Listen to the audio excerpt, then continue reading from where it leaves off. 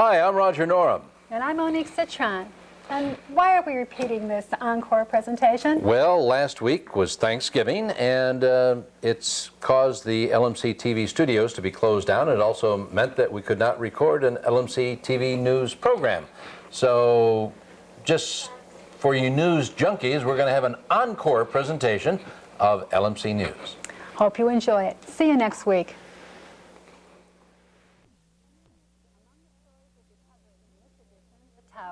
Among the stories we'll be covering in this edition, Mamaroneck's largest firehouse is closed and other firehouses to be inspected.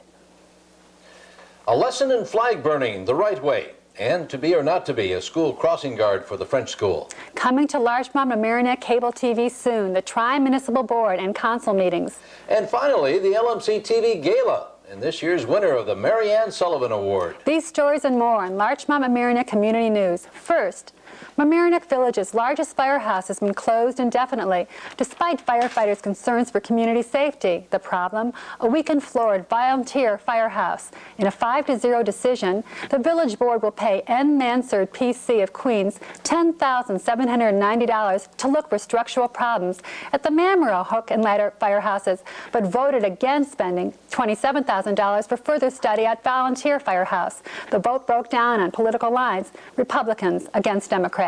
In a related story, the Mamaroneck Historical Society honored the Men of Mamaroneck Engine and Hose Company #1 last week with a program marking their 100 years of courage and volunteer service.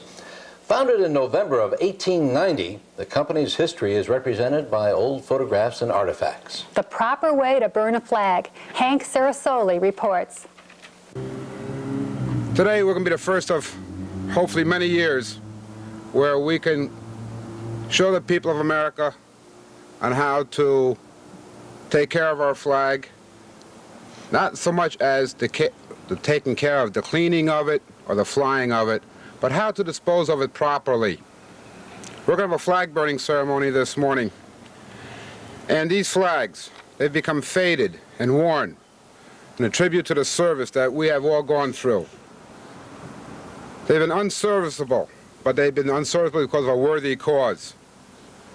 Each of these flags have been inspected, and we feel that they are unserviceable. They've reached their present state in a proper service of tribute, memory, and love. A flag may be a flimsy bit of printed gauze, or a beautiful banner of finest silk. Its intrinsic value may be trifling or great, but its real value is beyond price.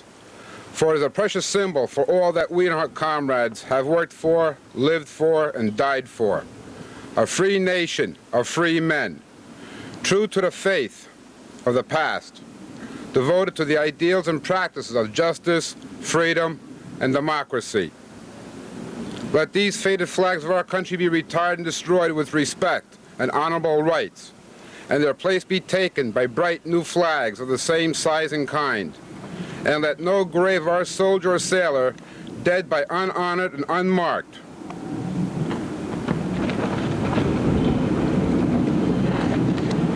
Thanks to Hank Sarasoli for this report. You might almost call it a case of cable fever. The Tri-Municipalities are strong supporters of Larchmont Mamaroneck Community Television, and it appears that not only Mamaroneck Village Board meetings, but Mamaroneck Town Council meetings and Larchmont Village Board meetings will be on TV soon. For more on the subject, we talk with this channel's Access Coordinator and Executive Director, Joe Windish. Well, LMC-TV has wanted for some time to be able to carry all the town and village board meetings as well as the school board meetings. But we've found it difficult to do, to get volunteers to be there every other week and to stay for the duration of the meeting. What we've asked is that the villages help us out by helping to subsidize so that we can pay a small amount to volunteers to go in and tape those meetings. And in the village of Mamaroneck, that has gotten the go-ahead. The town of Mamaroneck is considering it now, and it looks very good. The village of Larchmont is going to consider it either this week or next, or right around now. So all of the villages and the town are considering. And what about the school board? The school board also looks good. We are looking into different ways to get people to be able to be at the school board meetings and to tape them for us. And the way we're going to show them is we're going to get Channel 35, which is presently 24 hours a community billboard. We're going to buy another modulator, which is the technical piece of equipment gizmo that right? puts it out onto the cable system so that we can carry those meetings, and so that on Channel 35 you would see not just the community billboard but all of the meetings. And we would establish a regular time of when we would be showing those meetings so people would know when they could see the meetings. And this would really be quite a boon to those people, though many of us who are very busy and aren't able to get to the meetings but would still like to see what's going on. It has demonstrated time and again in communities throughout this country that it gets people involved in their community, aware of what's going on, out of their houses and to the meetings. Meetings tend to get more efficient, shorter meetings that are more efficient and better attended. So that's what we would like to do. So, Monique, it looks like it may not be long before we might have round-the-clock cable TV of any board or school board meeting you may want to watch. Not a bad idea. A surprising letter went out to parents of Hummock students this week announcing a small piece of asbestos has been found in the mechanical equipment room at the school. The equipment, which heats the kitchen and library, will be shut down until a thorough investigation is done, in accordance with EPA and New York State regulations. The kitchen and library have also been closed for several days, so kids at Hummock should be sure to brown bag it until further notice. On another note at Hummock's, Mitsubishi Bank has donated $2,000 to the Hummocks Middle School in gratitude for the district's efforts to help children of bank employees adapt to life in the United States. A bank executive whose 13-year-old son attends the school presented the money to the Board of Education. Sarah Tate, Mamaroneck's superintendent for business, suggested the money might be spent to support the school's English as second language department. The French-American school in Larchmont says it needs a crossing guard and wants the village to pay for it. I guess the situation gets worse every year, and this year we're more aware of it than, I mean, it's worse this year. We have quite a few children that cross with their parents or alone right in front of the building because they live between the school and the sound. Mm-hmm. And we want to avoid any possibility at any time of an accident. It costs $33 a day for a crossing guard. Larchmont Police and just about everyone agrees that a school crossing guard is needed near St. Augustine's. Discussions continue over who will pay for the crossing guard. Larchmont village officials are concerned over insurance responsibilities if the village picked up the tab. But then again, they are just as concerned over children's safety. Monique? There's a wonderful new way to save on food, goods, and services and help Rhinex Special Ed PTA at the same time. Dawn DeForio, Rhinex Senior, visited our studio earlier. This is the Ultimate Student Discount Book. It has coupons in it. We're doing it for a fundraiser for SEPTA, for a student of special education. For Rhinex? For Rhinex, yes. And what's in the book? Well, they have various coupons for different stores, food shops, you know, things like that. Carvel, Benetton. Fashion, vision, bowling. Ski shops, Mandy's, everything. Everything. Something for everyone in here. And what would it cost me to buy one of these books? $5. Well, as you're thumbing through, I noticed that you say $15, $20, 20%. It seems to me that just one purchase would get back the cost of the book. Oh, definitely. I mean, sure.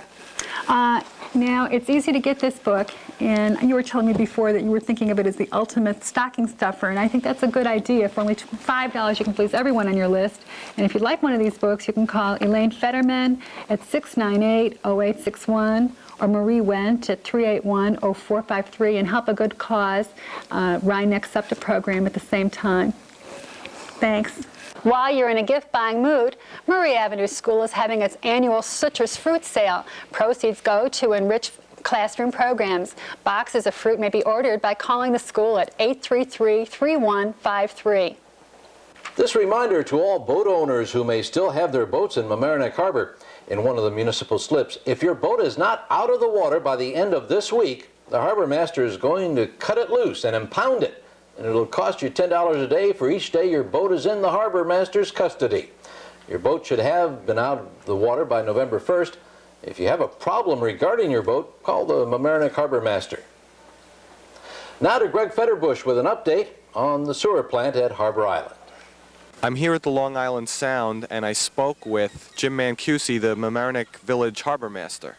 Why does the Long Island Sound get so polluted and have to be closed down after a big rainstorm in the summer? Well, we're downhill from everything. Everybody throws something in the street, it washes into the street drains, it washes down the rivers, and it comes down here. We got 2 rivers entering in here, and a couple of creeks. We wind up at the bottom of it. So when there's too much water flowing into the treatment plant, then it can't treat all of it? That's right. They can't flood that place out, so they open up the gates and let it go, untreated. And there's an awful lot of regular, rainwater going in, but it doesn't mix. So it's all, to them, it's all sewage. You open it up, and out it goes. And so our sewage treatment plant here in Mamaroneck is being updated now. Right. We're going to go to secondary. And what will also be good about it is we have the pipe going out now. We have a new pipe. So when they do have to open the gates, at least that'll be going out the old pipe and dumping out in the middle of Sound rather than in the harbor. So that's going to be the best part of it. So it's, in other words, it will dump the sewage further out. Yeah, a mile out. 1 mile out. And when's that going to be completed, do you know? I believe 93, we're hoping. By the summer, do you think? No comment. Thanks to Greg Federbush for his sewer plant report. Monique? Last Thursday, the 3rd annual Mary Ann Sullivan Award was given to Gloria Pritts for her exceptional contributions to LMC-TV. The gala was held at Emlyn Theater. I just can't believe that, me, I mean, who am I? I'm just someone who was born here in Mamaroneck, lived here all my life, loved it. As Susie said, I had a happy life here, and I still have a happy life here. Having so much fun doing this, to be honored with Mary Ann Sullivan Award is just wonderful. Barbara Laskin, Channel 5 early morning news anchor, was the guest speaker. Ann Scavice entertained. Maurice Reep played the piano exquisitely as usual. And that's it for another edition of Larchmont Mamaroneck Community News. If you would like to join us as a volunteer in helping produce this community activity, we are here every Thursday night at 7, except on holiday weeks. That's when we work on the program across the street from Walter's Hot Dogs in the high school's Palmer Avenue unit. Also, if you missed any part of this program, you can catch us each weekday night at 5 o'clock and 10 o'clock on this channel. There's a new program every week, so thanks for watching LMC-TV News. I'm Roger Norum, and have a happy Thanksgiving. And I'm Monique Citron. We'll see you soon.